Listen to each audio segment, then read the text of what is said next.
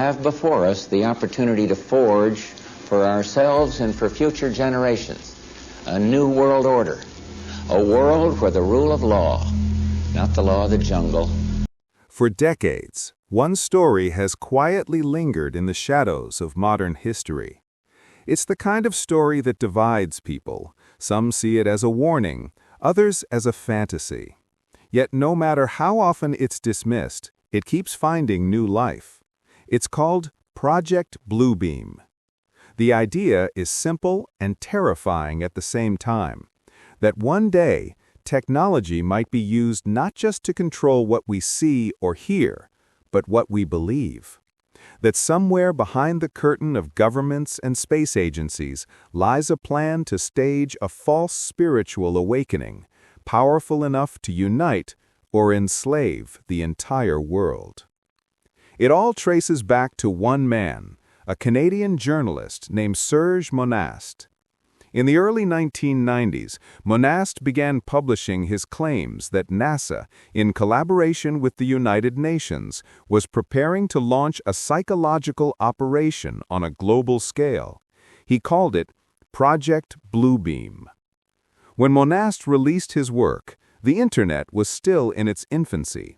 Information didn't spread like it does now, and his ideas circulated mostly in small print and radio programs.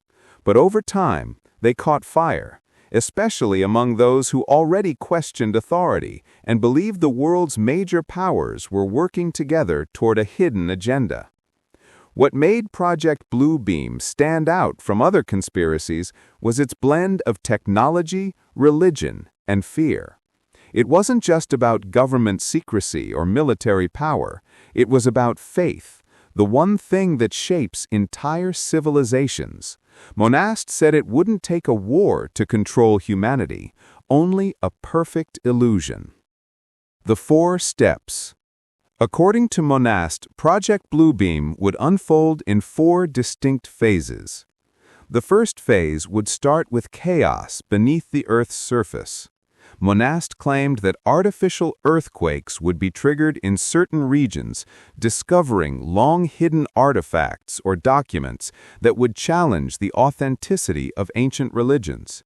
These discoveries would, he said, be carefully planted and strategically revealed to make people question their faith, to make them doubt what they've always believed about God, prophets, and history itself. Once the world began to lose trust in its religions, the second phase would unfold high above the skies. This was the part that captured imaginations the most. Monast claimed that enormous holographic projections would appear across the heavens, visible to entire nations. Each region would see the image most familiar to its culture. Jesus in one place, Buddha in another, Muhammad or Krishna somewhere else. These figures would speak in every language at once, their words carried through sound waves and satellites. Then, slowly, the individual images would merge into one, a single global deity declared to be the savior of all humanity. The third phase would strike at the human mind itself. Monast said that a form of low-frequency electromagnetic communication would be used to project voices directly into people's heads, making them believe their God was speaking personally to them. These divine messages would guide people toward accepting the new order, convincing them that salvation was real and that obedience was sacred. And finally, the fourth and final phase would bring the illusion to life on the ground. According to Monast, a massive fake event, perhaps an alien invasion, perhaps a global catastrophe, would sweep across the world. Cities would be thrown into chaos, governments would crumble, people would panic, searching for meaning and leadership. Then, at the height of confusion, a new world government would emerge as the only solution, the so-called New World Order. It would promise peace, unity, and security in exchange for control. To Monast, this was not fantasy, it was a warning that the greatest weapon of the future wouldn't be a missile or a bomb, but a lie so convincing that no one would question it. The man behind the theory. Serge Monast was not an anonymous figure hiding behind a computer screen. He was a journalist, a poet, and by all accounts, a passionate believer in freedom and faith. In the years before Project Bluebeam, he wrote about government secrecy, globalism, and the influence of elite organizations. Those who knew him described him as intelligent and articulate, though deeply suspicious of authority. He believed that technology was advancing faster than society could understand, and that governments were already experimenting with psychological control. In 1996, 2 years after publishing his Bluebeam theory, Monast died suddenly of what was reported as a heart attack. He was 51 years old. His supporters quickly claimed his death was no accident. They said he had been silenced because he came too close to revealing the truth. Others pointed out that there was never any evidence of foul play. But the timing of his death and the mysterious circumstances surrounding it only deepened the intrigue. His followers treated it like confirmation that his warnings were real and that he had paid the price for exposing them. After his death, his writings spread faster than ever. They appeared on early internet forums, were translated into multiple languages, and found an audience across continents.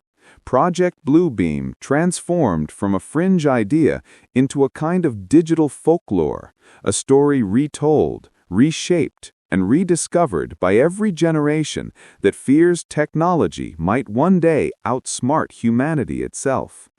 Even now, long after his passing, Monast's name remains tied to the uneasy feeling that the world isn't just evolving, it's being guided.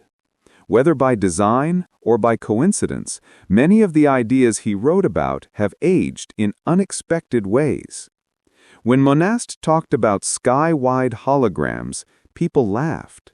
Yet today, holographic projections can fill stadiums, resurrect long-dead performers, and be seen by millions at once. When he described voices transmitted directly into the mind, people thought it was science fiction, until neural interfaces and brain-computer communication became genuine fields of research. These advances don't prove his theory true, but they blur the line between imagination and reality just enough to keep the story alive. Why people believe it? At its core, Project Bluebeam is not just a theory about technology, it's a story about fear. Fear of manipulation, of deception, of losing control over what's real. We live in an age where deep-fake videos can replicate a human face and voice with stunning precision, where artificial intelligence can generate entire scenes that never happened, where social media can sway elections, and where people no longer know what to trust. In that environment, a story like Bluebeam feels less like a myth, more like a reflection of the times. To some, it's a cautionary tale. They see it as a metaphor for how governments, corporations, and media can shape belief through spectacle and persuasion. To others, it's a genuine plan, something that could still be unfolding quietly in the background, waiting for the perfect moment to emerge. What makes it powerful is that it asks a question no one can easily answer. If reality could be faked, how would we know? Skeptics argue there's no credible evidence that Project Bluebeam ever existed. No documents, no whistleblowers, no verifiable connections to NASA or the United Nations. They see it as a product of Cold War paranoia, an echo of the 20th century's obsession with mind control and propaganda. Even with those counterpoints, the theory refuses to fade, because at its heart, it touches something timeless, our vulnerability to illusion, our readiness to believe what we see, our fear that the truth can be rewritten without us realizing it. Maybe that's why Project Bluebeam endures. Not because people are desperate to believe in conspiracy, but because they understand how easily reality itself can be shaped. In the end, it may not matter whether Serge Monast was right or wrong. What matters is that his story keeps forcing us to ask hard questions about trust, truth, and the power of perception. If someone could project a savior into the sky tomorrow, would we question it, or would we fall to our knees? Perhaps that's the real warning hidden inside Project Bluebeam. Not that it's coming, but that it might not have to. Because in a world where illusion has already become entertainment and technology has learned to imitate faith, maybe the first stage of the plan is already here. And we just haven't noticed.